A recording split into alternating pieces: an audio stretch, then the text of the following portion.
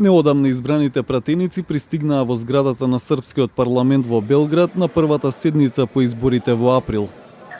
Меѓу пратениците беше и националистот Воислав Шешелј, кој оваа година се врати во политиката откако трибуналот во Хаг го ослободи од обвиненијата за воени злосторства поврзани со балканските војни во 90-тите години.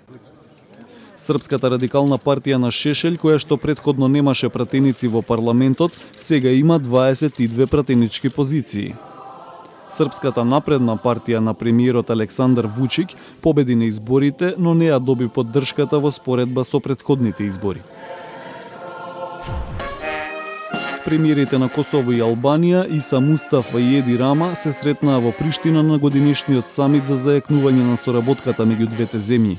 Двајцата премиери дискутираа за заедничката трговија, образованието, енергетските проекти, како и за заедничката цел за интеграција во Европската Унија. Музичари и танчери парадираа низ улиците на чешкиот главен град Прага како дел од меѓународниот фестивал на ромската култура.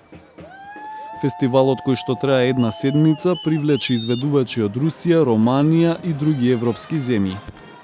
Основачите на фестивалот велат дека настанот има за цел да се бори против ксенофобијата со промовирање на културно наследство на ромите и преку собирање на луѓе од различни култури.